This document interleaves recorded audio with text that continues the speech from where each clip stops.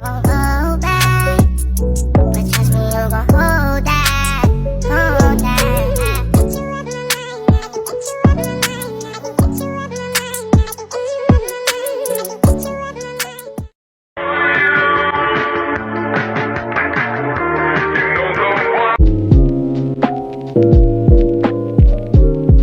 Assalamualaikum warahmatullahi wabarakatuh.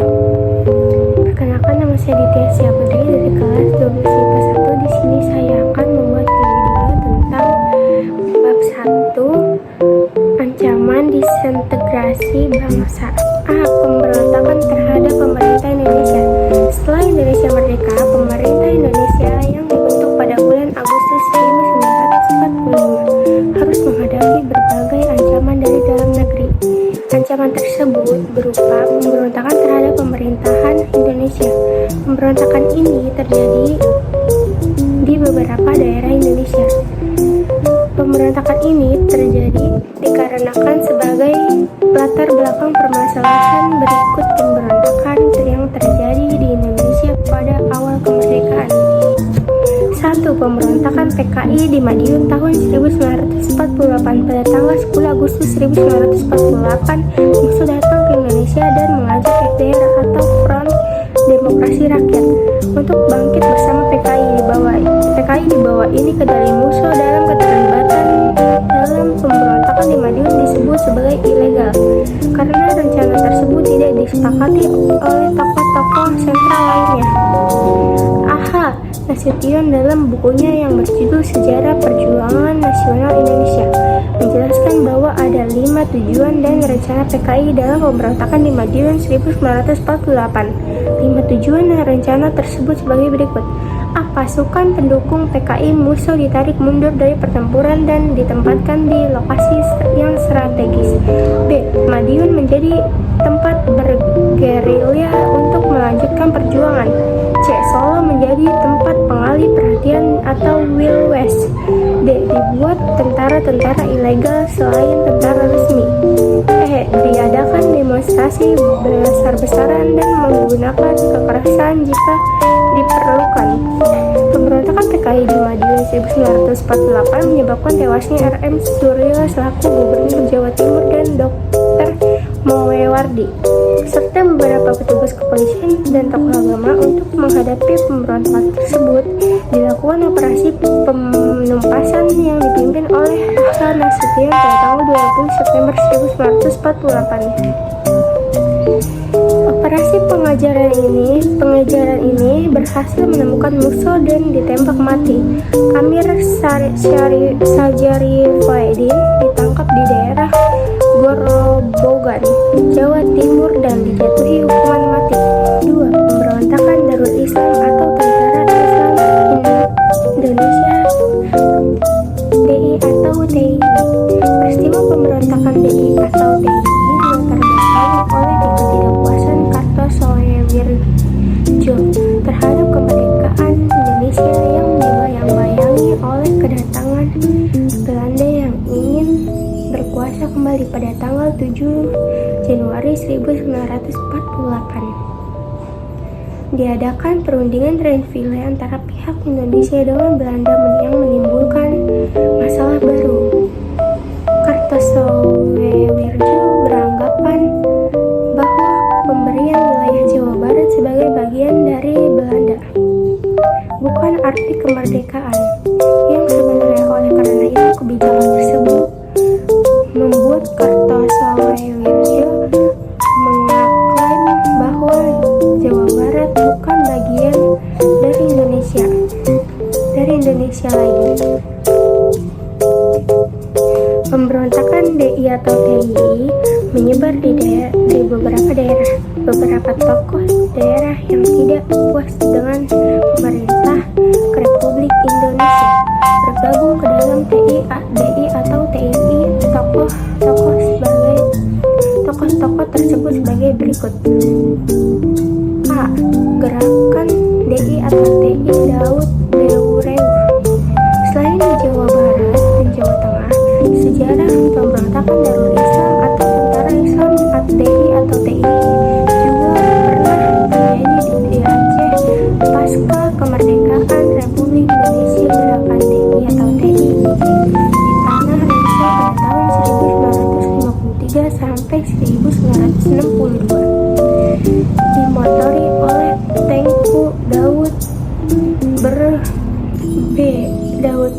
B.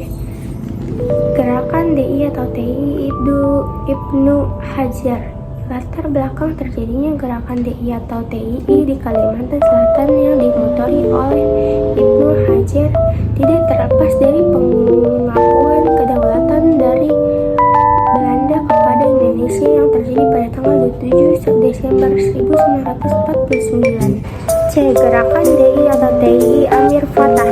Di Jawa Tengah, pemberontakan DI atau TII dipimpin oleh Amir Fatah dan Mahfuz Abdurrahman atau Kiai Somalangu. Amir Fatah ialah seorang komandan laskar Hizbullah di Tulangan, Sidoarjo, dan Mojokerto pada tanggal 23 Agustus 1949.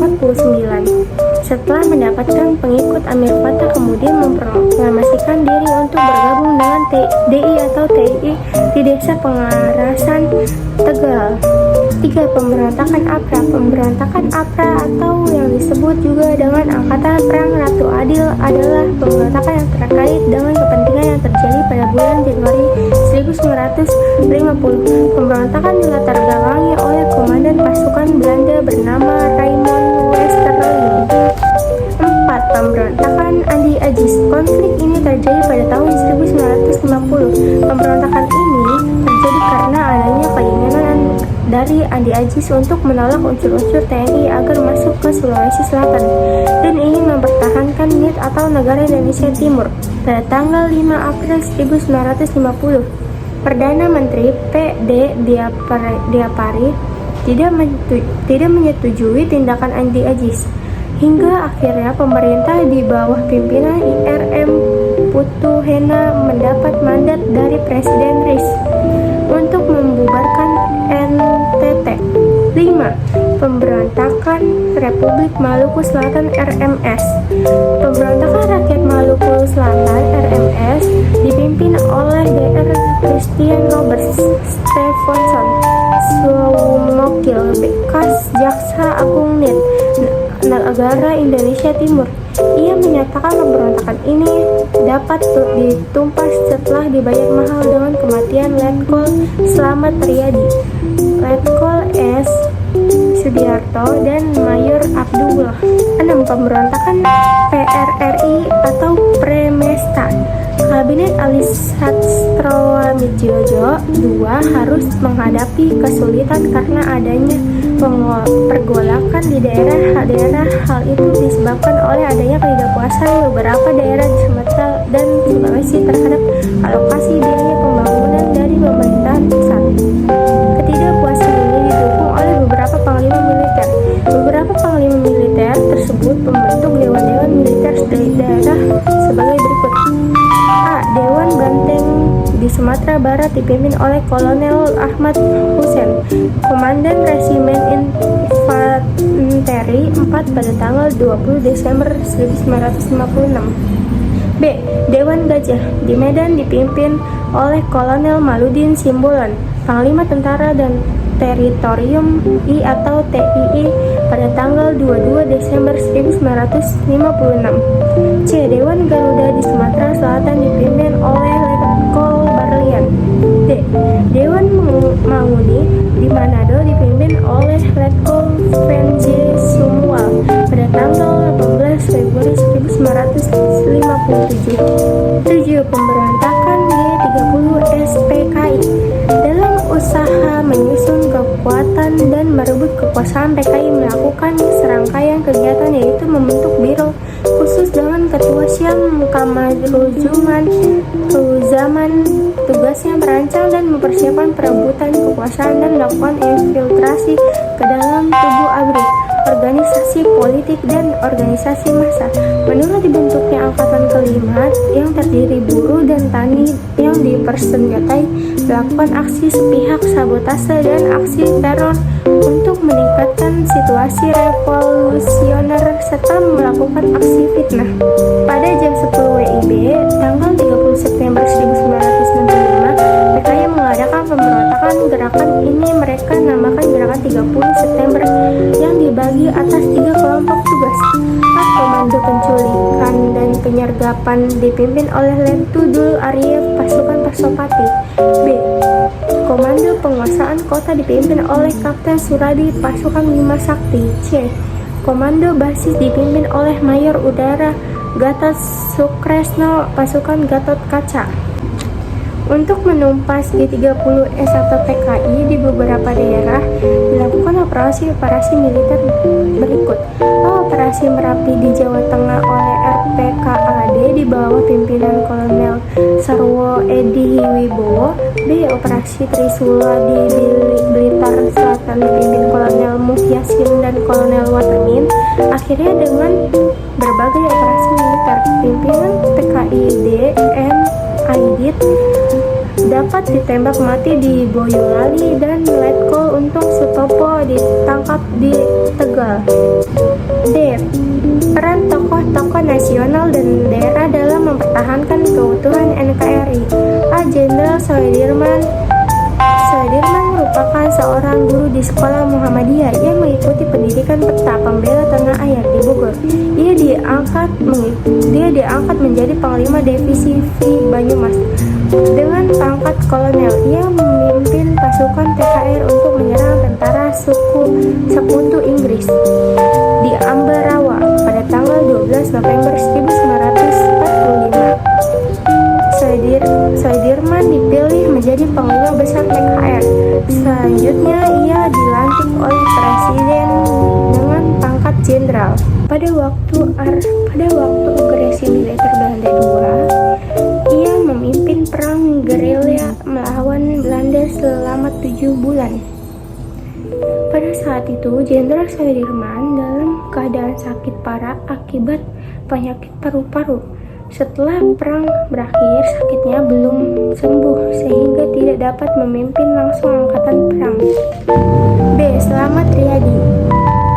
Ignatius Slamet Riyadi lahir pada tanggal 26 Juli 1927 di Surakarta. Ia meninggal di Ambon pada tanggal 4 November 1950 saat berusia 23 tahun. Slamet Riyadi merupakan lulusan Sekolah Pelayaran Tinggi SPT di Cilacap pada tahun 1947. Slamet Riyadi sudah menjadi pimpinan Resimen 26 untuk melawan Belanda. Abdul Haris Nasution lahir di Desa Utapungkut, Kotonopan, Mandailing, Natal, Sumatera Utara pada tanggal 3 Desember 1918. Ia lahir dari keluarga Batak Muslim.